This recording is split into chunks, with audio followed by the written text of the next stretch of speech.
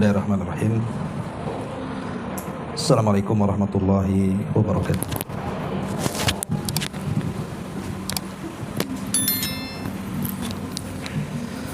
Alhamdulillah wassalatu wassalamu ala Rasulillah wa ala alihi wa sahbihi wa mawalah wa la hawla wa la quwata illa billahi wa ba'du. Alhamdulillah, di sore ini kembali kita duduk di majelis ilmu dan kita masuk pada bab ke-31, bicara tentang wali-wali Allah dan wali-wali syaitan. Kemudian pengarang menyebutkan firman Allah Subhanahu wa taala, ala inna awliya Allahi la khawfun alaihim wa lahum yahzanun alladzina amanu wa kanu yattaqun. Dan ingatlah, sesungguhnya wali-wali Allah itu tidak ada kekhawatiran terhadap mereka dan tidak pula bersedih hati. Siapa mereka? Mereka adalah orang-orang yang beriman dan orang-orang yang senantiasa bertakwa. Ayat ini, kata beliau, mengandung pengertian bahwa wali adalah orang yang beriman dan yang bertakwa serta menjauhi maksiat. Ia berdoa hanya kepada Allah, tidak menyekutukan Allah Subhanahu wa ta'ala dengan apapun. Terkadang tampak padanya karamah ketika sedang dihajatkan, seperti karamah yang tampak pada Maryam ketika ia mendapatkan rizki berupa makanan dalam rumahnya. Maka kewalian itu memang ada, tetapi ia tidak terjadi kecuali pada hamba yang beriman, yang taat, yang mengesahkan Allah. Dan karamah tidak menjadi syarat seseorang harus disebut wali, sebab syarat demikian tidak diberitahukan oleh Al-Quran. Kewalian itu tidak mungkin terjadi pada seorang yang fasik, apalagi yang musyrik, yang berdoa dan memohon kepada selain Allah, sebab hal itu termasuk amalan orang-orang musyrik, sehingga bagaimana mungkin mereka menjadi wali-wali Allah yang dimuliakan. Kemudian juga kewalian tidak bisa diperoleh melalui warisan dari nenek moyang atau keturunan, tetapi ia hanya didapatkan dengan iman, amal, dan kesolehannya.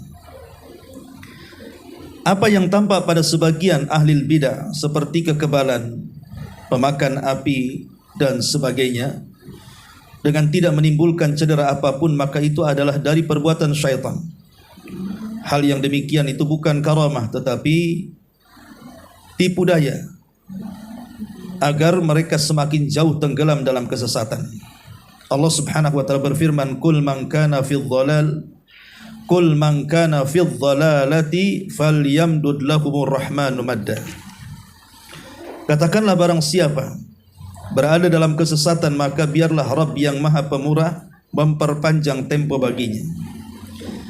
Mereka yang pergi ke India akan menyaksikan orang-orang Majusi lebih daripada itu. Di antaranya mereka saling memukulkan pedang dengan tidak menimbulkan bahaya apapun, padahal mereka adalah orang-orang kafir. Maka Islam tidak mengakui berbagai perbuatan yang tidak dilakukan oleh Rasulullah SAW, juga para sahabatnya. Seandainya di dalam perbuatan tersebut ada kebaikan, niscaya mereka akan lebih dulu melakukannya. Menurut resepsi kebanyakan manusia, wali adalah orang yang mengetahui ilmu gaib, padahal ilmu gaib adalah sesuatu yang hanya Allah sendiri yang tahu. Memang terkadang hal itu diberikan kepada sebagian rasulnya jika dia menghendakinya, sebagaimana Allah mengatakan, alimul ghaibi fala yudhiru ala ghaibihi ahada illa man irtada min rasulin. Dialah yang mengetahui yang gaib, maka dia tidak memperlihatkan kepada seorang pun tentang yang gaib itu kecuali kepada Rasul yang diridhoinya. Dengan tegas ayat ini menghususkan pemberian hanya kepada para Rasul, dan tidak menyebutkan yang lainnya. Sebagian orang menyangka bahwa setiap kuburan yang di atasnya dibangun kubah adalah wali. Padahal bisa jadi kuburan tersebut di dalamnya adalah orang fasik, atau bahkan mungkin tidak ada manusia yang dikubur di dalamnya. Membangun sesuatu bangunan di atas kuburan diharamkan dalam Islam, dan itu disebutkan dalam hadis Nabi, naha an yujassas al-qabru wa an yubna alaihi. Rasul melarang tidak boleh mengapur kuburan apalagi sampai membangunnya. Maka seorang wali bukanlah yang dikuburkan di dalam masjid atau yang dibangun di atasnya satu bangunan dan ada kubahnya. Hal itu justru melanggar ajaran syariat Islam. Demikian pula mimpi berjumpa dengan mayat tidak merupakan dalil secara syar'i atas kewalian, bahkan bisa jadi ia adalah bunga tidur yang berasal dari syaitan. Baik. Ma'asyiral muslimat yang dimuliakan Allah Subhanahu wa taala. Bicara tentang wali-wali Allah Subhanahu wa taala. Kita tahu bahwa di masyarakat ada salah paham pengertian soal wali. Karena di masyarakat itu kalau disebut wali mesti diidentikan dengan sebuah karamah. Jadi seolah-olah kalau tidak memiliki karamah, keanehan, itu bukan seorang wali. Padahal belum tentu. Wali-wali yang tidak memiliki karamah dengan wali-wali yang memiliki karamah itu lebih mulia memiliki karamah dibandingkan yang tidak memiliki karamah. Contoh umpamanya, banyak para sahabat Nabi SAW itu tidak punya karamah. Maksudnya tidak punya keanehan-keanehan. Dan banyak juga para tabi'in yang diberikan keanehan. Apakah kita katakan tabi'in lebih mulia dibandingkan sahabat? Tentu tidak. Contoh, di zaman para tabi'in, ada seseorang namanya Uwais Al-Qarani. Uwais ibn Amir Al-Qarani itu memiliki karamah karena dia kalau berdoa kepada Allah Subhanahu wa taala itu mustajab doanya. Tapi apakah kemudian Uwais ibn Amir Al-Qarani yang notabene seorang tabi'in atau kibarut tabi'in lebih mulia dibandingkan para sahabat yang tidak dikenal karamahnya? Dan banyak para sahabat itu yang tidak diceritakan karamahnya. Apakah kemudian kita katakan Uwais lebih mulia dibandingkan sahabat? Tidak juga. Maka karamah itu bukan menentukan kemuliaan seorang wali. Ma'asyiral muslimat yang dimuliakan Allah Subhanahu wa taala. Sering saya ulang-ulang tentang keanehan manusia. Keanehan yang Allah Subhanahu wa taala anugerahkan kepada manusia itu kan macam-macam. Yang pertama, ada yang disebut dengan irhasat. Irhasat itu keanehan yang Allah berikan kepada calon seorang nabi.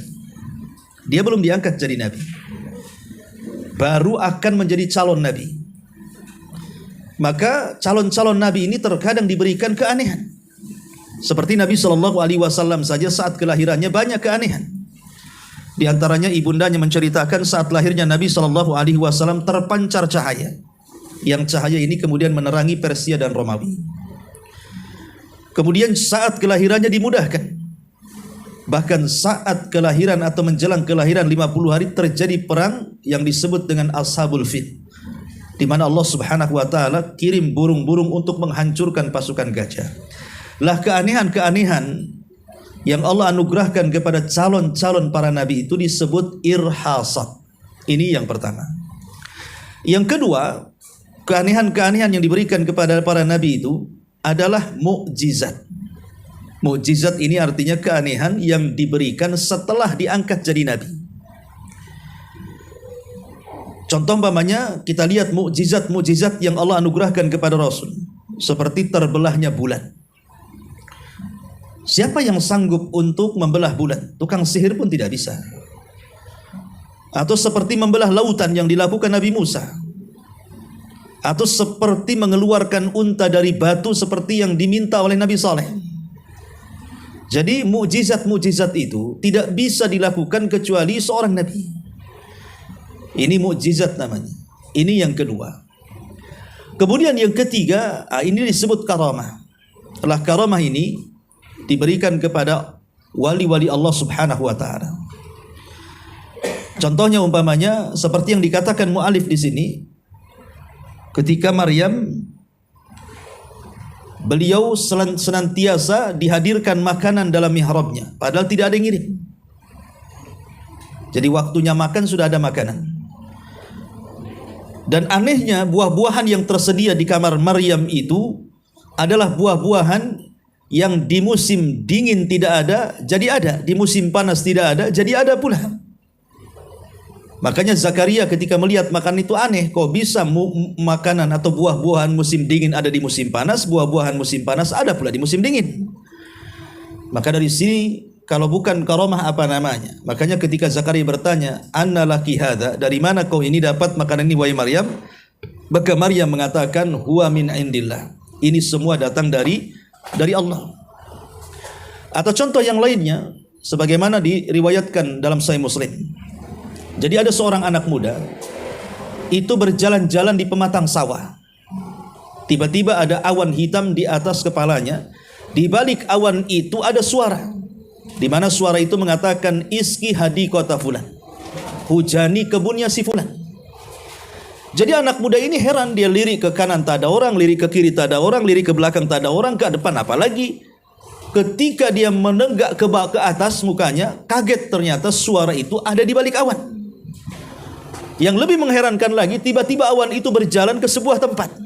Maka anak muda ini kemudian mengikuti awan itu. Rupanya awan itu berada di atas sepetak ladang. Kemudian hujan. Lah hujannya itu hanya menghujani sepetak itu saja. Selesai menghujani, awan itu pergi. Jadi anak muda ini heran, siapa yang punya ladang ini? Ditunggu sampai akhirnya ketemu dengan yang punya ladang. Kemudian setelah ditanya, "Siapa namamu?" Maka dia mengatakan, "Saya Fulan bin Fulan." Anak muda ini kaget karena nama itu yang disebut-sebut di atas awan.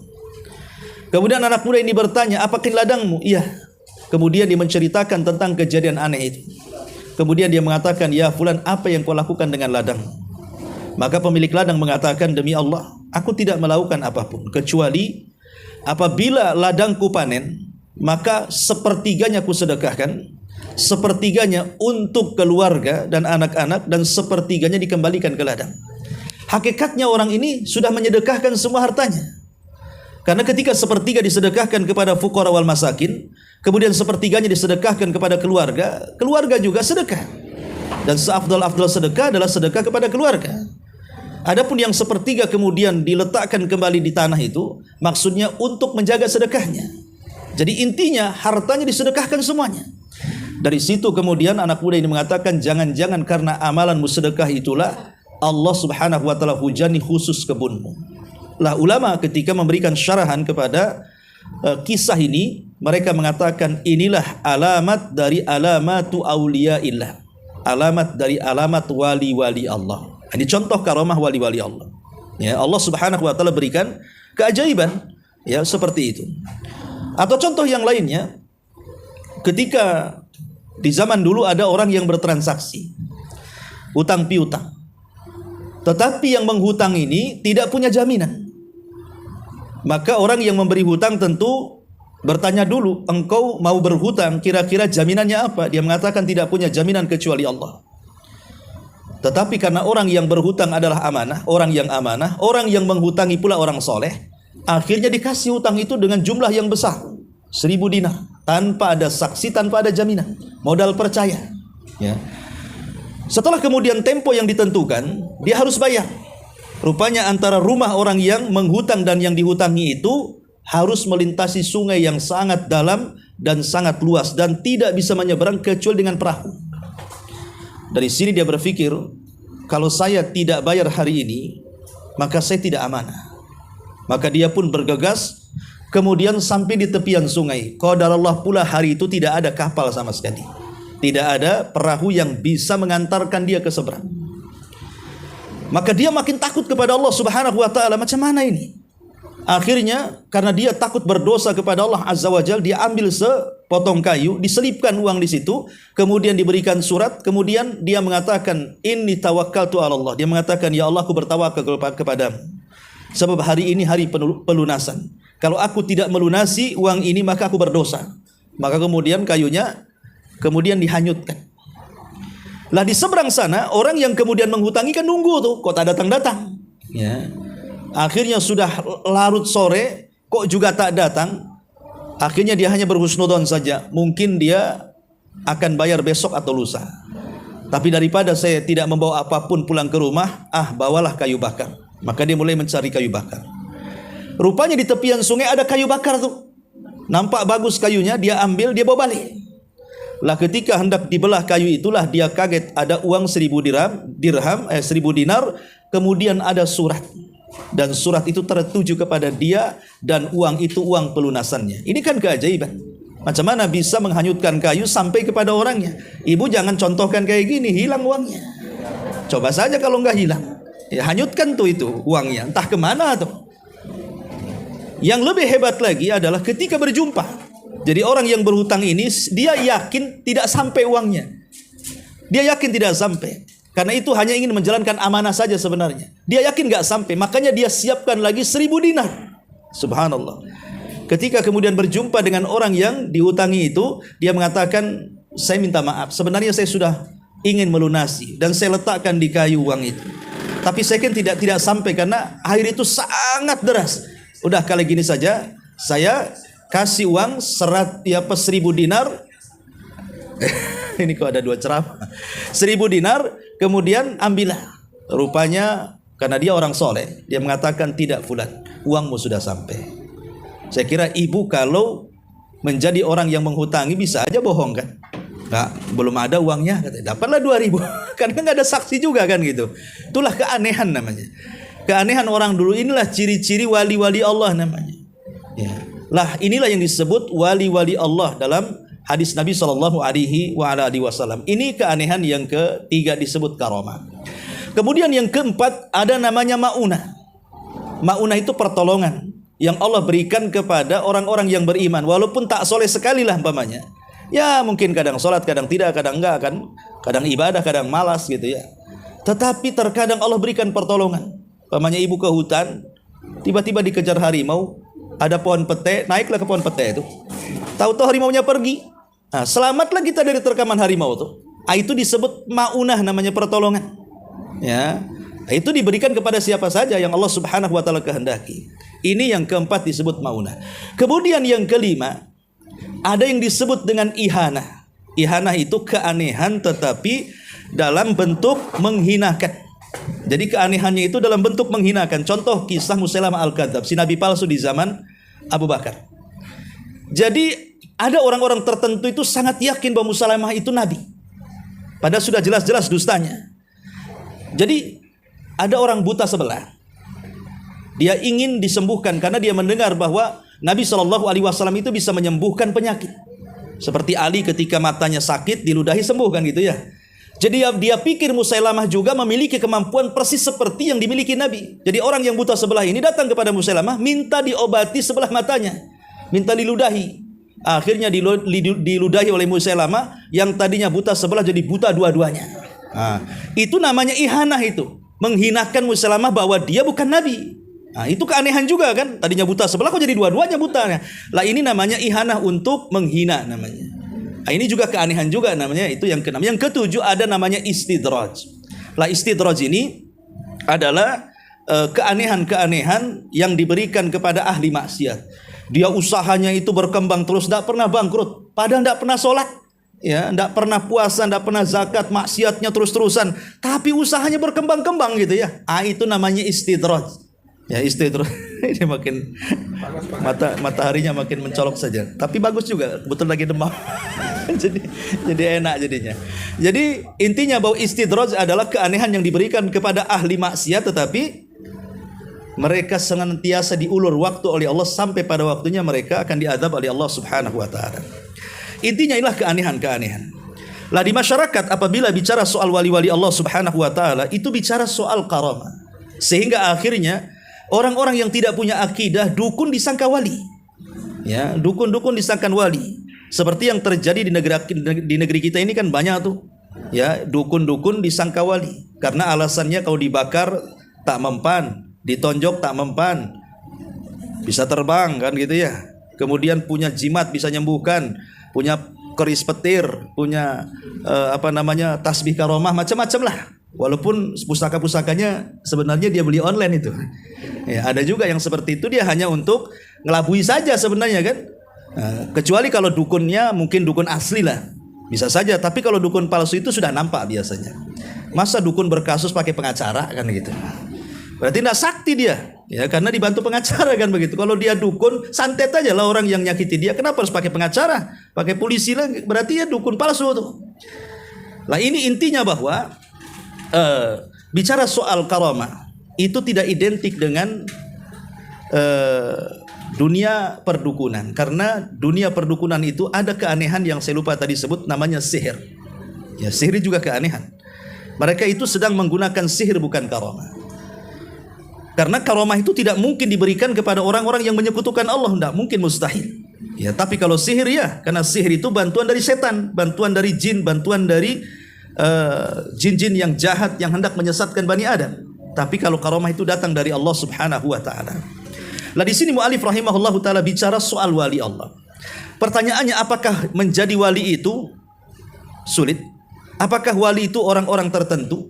Apakah wali itu orang-orang yang berkulit tertentu? Apakah wali Allah itu orang-orang yang harus keturunan Nabi atau keturunan sahabat atau apa gitu kan? Sebenarnya menjadi wali Allah Subhanahu wa taala itu sangat mudah sekali. Secara teori itu mudah. Walaupun secara praktek susah. Tapi secara teori mudah. Kenapa demikian? Karena ada hadis Nabi sallallahu alaihi wasallam yang bicara soal wali-wali Allah Subhanahu wa taala. Contoh umpamanya, Nabi sallallahu alaihi wasallam bersabda, "Man 'adali waliyan faqad adzantuhu bil harbi." Man 'adali waliyan faqad adzantuhu bil harbi.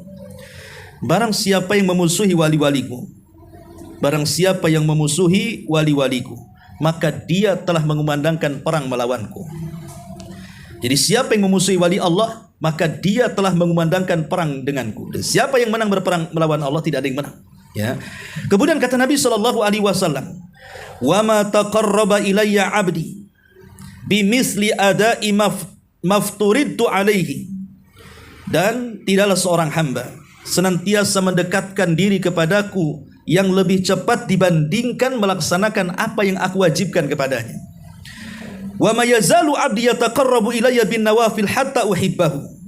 Dan hambaku akan semakin aku cintai ketika dia terus-menerus melaksanakan sunnah-sunnah yang aku sunnahkan kepadanya.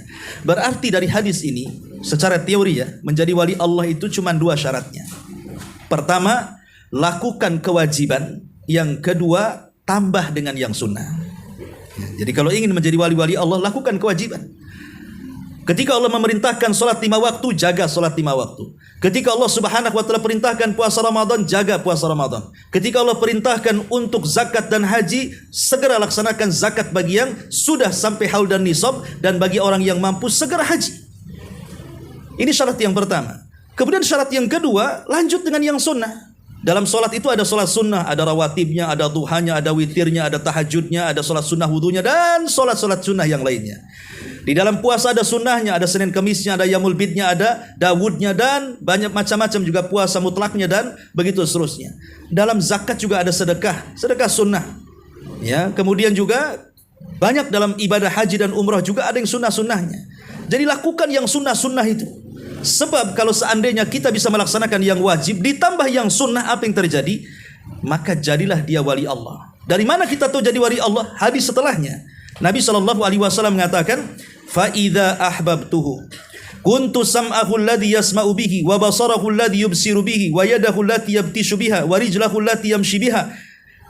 Kemudian kata Nabi SAW, apabila aku sudah mencintainya, sudah sayang dengan orangnya, maka aku akan menjadi pendengarannya, menjadi penglihatannya, menjadi tangannya, menjadi kakinya. Dan apabila dia meminta sesuatu kepadaku, aku akan beri. Dan apabila dia berlindung kepadaku, aku akan senantiasa lindungi. Lihat di sini, apabila orang itu sudah melaksanakan kewajiban dan yang sunnah, maka Allah akan menjaganya. Menjaganya apa? Menjaga matanya tidak memandang kecuali yang halal. Menjaga telinganya tidak mendengar kecuali yang dibolehkan. Menjaga kakinya tidak melangkah kecuali yang baik. Tangannya juga tidak bergerak kecuali yang ada pahalanya. Dan begitu seterusnya. Allah jaga. Kenapa? Karena sudah jadi wali Allah. Maka karena dia sudah menjadi wali Allah, makanya Allah Subhanahu wa taala jaga. Jadi secara teori menjadi wali Allah itu mudah. Laksanakan yang wajib, tambah yang sunnah. Tetapi secara praktek itu yang sulit, ya, karena banyak kemudian orang yang mereka meninggalkan yang wajib. Datang waktu zakat tak zakat.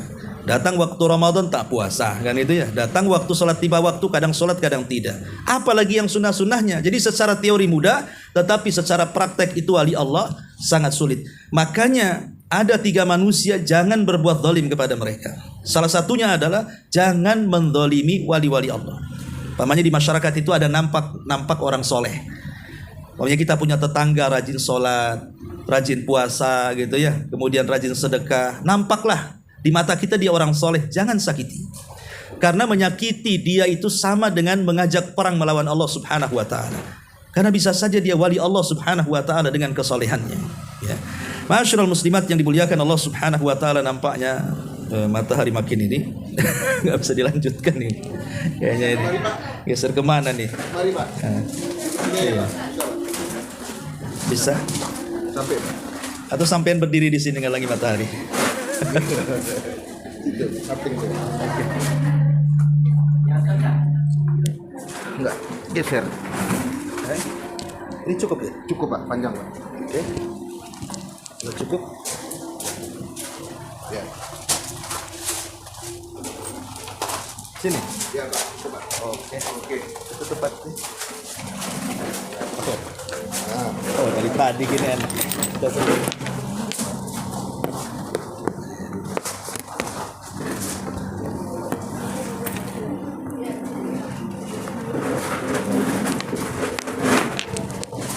Iya. Ya, kita lanjutkan. Ada sedikit gangguan. Kembali ke bicara tentang wali-wali Allah Subhanahu wa taala. Para ulama menyebutkan ada beberapa sifat orang itu dikategorikan wali-wali Allah. Yang pertama, di antara sifat-sifat wali-wali Allah adalah orang-orang yang berilmu.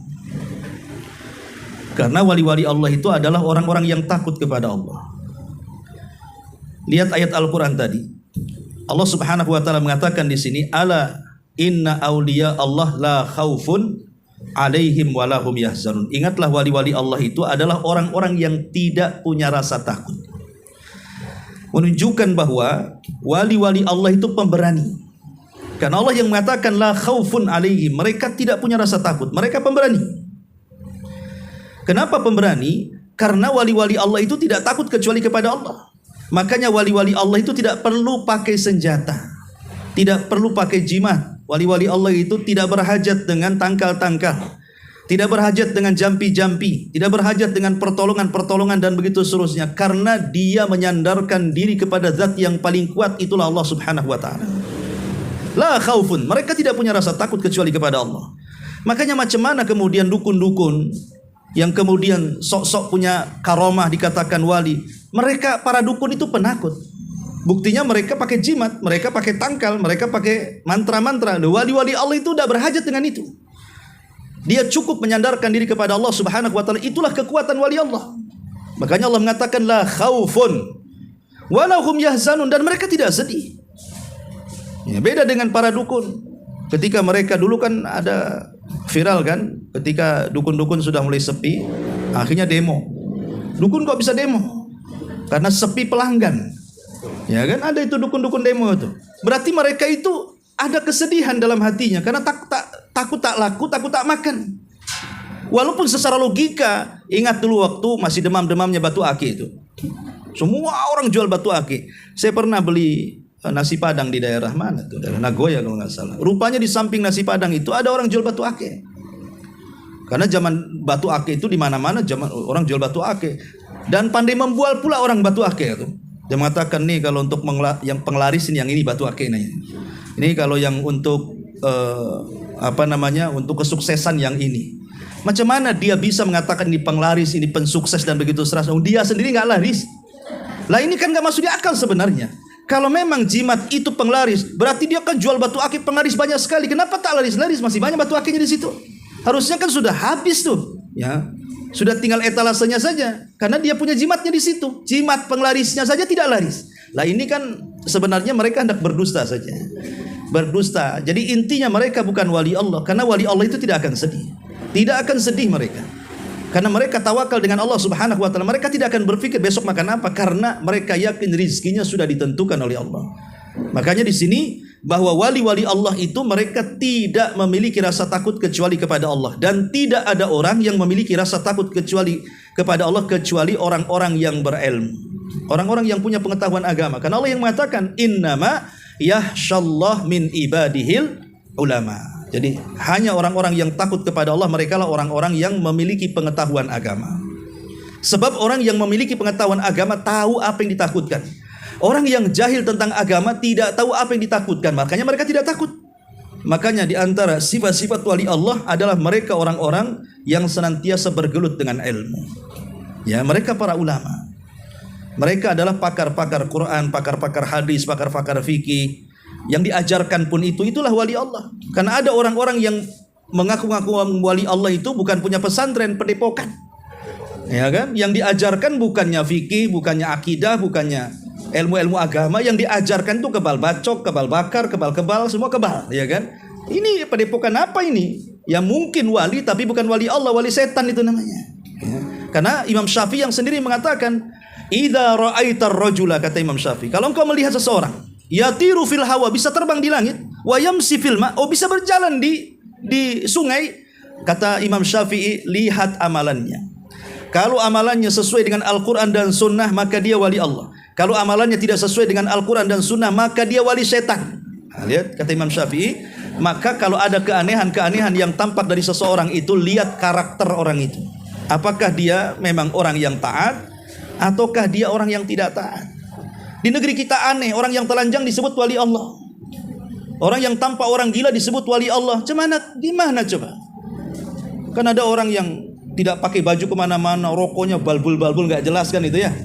Ya, entah sholat entah tidak kita tidak tahu juga, dibilang wali apa itu? Wali jadab itu apa istilahnya? Ya. Gimana? Itu bukan wali Allah. Wali Allah itu yang menutup aurat. Karena wali-wali Allah itu mereka memang melaksanakan syariat. Mereka akan tutup auratnya, mereka melaksanakan yang wajibnya, mereka melaksanakan yang sunnahnya, mereka senang dengan ibadah. Bukan seperti itu. Tapi karena memang doktrin masyarakat kita ini sudah terlampau menyesatkan, sehingga serampangan semua dibilang wali Allah. Sampai saya pernah berdakwah di sebuah pulau itu, ada orang pulau cerita, di sini Ustaz ada orang yang dianggap wali. Kenapa? Karena dia bisa berzikir sambil mabok katanya. La ilaha illallah. Jadi dia kemana-mana bawa tasbih. Jadi walaupun dia sambil mabok tuh, dia bisa berzikir subhanallah subhanallah, tapi mabok juga dia. Kok bisa dia menggabungkan zikir dengan mabok? Kalau bukan wali Allah apalagi? Saya katakan wali setan itu. Cuman coba, kok wali kayak gitu? Jadi yang pertama di antara sifat wali Allah adalah yang takut kepada Allah, dan mereka orang-orang yang berilmu. Kemudian yang kedua, az-zuhdu fil haya. Wali-wali Allah adalah orang-orang yang senantiasa zuhud dalam kehidupan dunia. Mereka hanya mementingkan akhirat, tapi tidak melupakan dunia.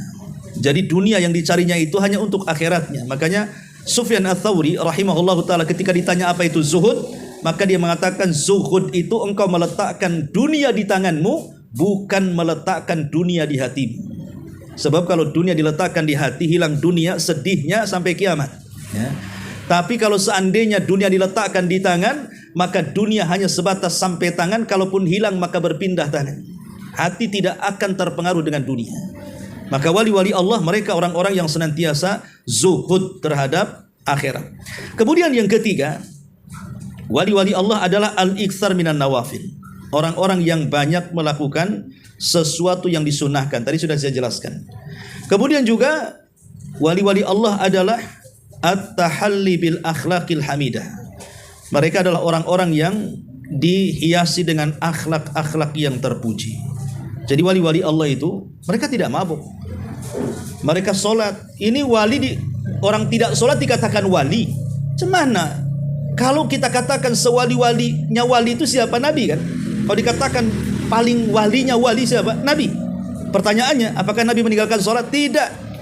Bukan hanya yang wajib Rasul itu tidak meninggalkan, bahkan yang sunnah saja senantiasa mendawamkan. Cemana kemudian ada orang yang mengaku wali, Dia tidak sholat padahal nabinya sholat. Berarti bukan wali Allah, boleh jadi wali setan. Ya. Kemudian juga dzaqu ta'mal iman. Wali-wali Allah adalah orang-orang yang merasakan manisnya iman. Apa manisnya iman? Nabi mengatakan thalathun man kunna fihi wajada bihinna halawatul iman. Ada 3 perkara apabila terdapat pada seseorang maka dia akan merasakan manisnya iman. Salah satunya an yuhibbal mar'u la yuhibbuhu illallah. Ketika dia tidak mencintai seseorang kecuali kecintaannya karena Allah Subhanahu wa taala. Mencintai karena Allah dan benci karena Allah. Berjumpa karena Allah, berkumpul karena Allah, berpisah pun karena Allah Subhanahu wa taala. Jadi kehidupannya hanya untuk Allah saja. Qul innas salati wa nusuki wa mahyaya wa mamati lillahi rabbil alamin. Dan yang terakhir, wali-wali Allah, mereka adalah orang-orang yang senantiasa mentaati Allah dan Rasulnya. Pada setiap perintah dia laksanakan, pada setiap larangan dia tinggalkan, pada setiap yang diharamkan dia tinggalkan, pada setiap yang dihalalkan dia nikmati. Itulah semua di antara ciri-ciri wali-wali Allah Subhanahu wa taala. Wallahu alam, ini di antara penjelasan para ulama tentang sifat-sifat wali Allah secara singkat ya. Silakan sebelum saya tutup kalau ada yang mau bertanya.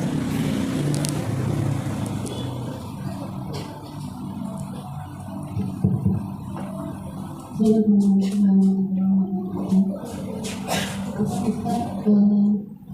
bertanya tentang Ustaz, apakah beliau ini masuk ke dalam kategori sahabat yang mendapat sahabat? Di mana dulu di Yaman itu ada seorang raja yang sangat kejam dan dia menyuruh orang untuk menyembah dirinya. Jadi ada satu orang yang bernama Abu Muslim al-Khawlani. Beliau ini tidak mau mengakui raja tersebut sebagai Tuhan. Kemudian dia dibakar. Dan dia dibakar tapi tidak mengaku seperti Nabi Ibrahim. Karena keanehan yang terjadi pada dia, akhirnya dia ini diusir dan dia hijrah ke Madinah dan Abu Bakar dan Umar saat itu. Yang jadi pertanyaan, beliau ini yang mendapatkan karomah itu sahabat atau tabi'in? Abu Muslim al-Khawlani dia adalah tabi'in. Abu Muslim al-Khawlani itu terkenal karomahnya, dia seperti Nabi Ibrahim, dibakar tidak mempat ceritanya. Jadi di daerahnya Abu Muslim al-Khawlani ini satu-satunya orang yang beriman, tapi tidak pernah berjumpa dengan Nabi. Jadi satu hari penguasa di situ tidak suka.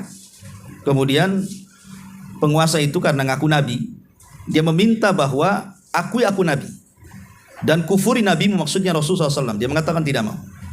Akhirnya karena marah, kemudian dibuat kobaran api dan dilempar Abu Muslim al-Khawlani ke dalam api. Tapi setelah api selesai, tidak apa-apa dia. Ketakutan akhirnya orang yang ngaku Nabi ini dan pengikutnya akhirnya tidak berani menyakiti dan mengusir dia dari kampungnya. Lah setelah itu Abu Muslim al-Khawlani ini terkenal di Yaman. Kok ada orang yang dibakar hidup-hidup kok nggak mati gitu ceritanya. Jadi ketika kemudian dia hijrah dari Yaman ke Madinah, berjumpalah dia dengan Umar bin Khattab radhiyallahu anhu. Maka Umar kemudian memeluk Abu Muslim al-Khawlani dan mengatakan, demi Allah aku tidak pernah melihat orang yang memiliki karamah seperti karamahnya Ibrahim. Dibakar nggak ada masalah. Itu wali Allah. Ya, jadi wali-wali Allah itu banyak. Umar bin Khattab juga punya karamah. Ketika dia mengirim pasukan untuk menaklukkan Persia, kemudian Umar tiba-tiba berkhutbah. Dalam khutbahnya tiba-tiba Umar mengatakan ke bukit katanya. Sahabat yang mendengar khutbahnya Umar kaget. Kenapa Umar bercerita ke bukit gitu ya? Rupanya suara Umar ini sampai ke Persia, sampai ke telinga pasukan yang di Persia, bahwa ada perintah Umar untuk lari ke bukit karena ketika itu mereka akan mengalami kekalahan. Maka mereka langsung lari ke bukit. Coba bayangkan Umar nih khutbah di Madinah, pasukan perang ada di Persia. Kok suaranya sampai ke sana kan gitu. Kalau sekarang ya mungkin bisa saja pakai handphone kan. Lebih jauh lagi bisa aja ke Amerika kan. Tapi kan pakai handphone bukan karomah. Karomah bukan handphone, alat elektronik kan gitu. Tapi di zaman itu kan nggak ada elektronik. Gimana cara menyampaikannya kalau itu bukan keanehan? Nah itu namanya karomah. Sama dengan Abu Muslim al-Khawlani tadi. Dia seorang tabi'in. Karena tidak berjumpa dengan Nabi masalahnya. Hanya berjumpa dengan sahabat-sahabatnya saja. Wallahu a'lam.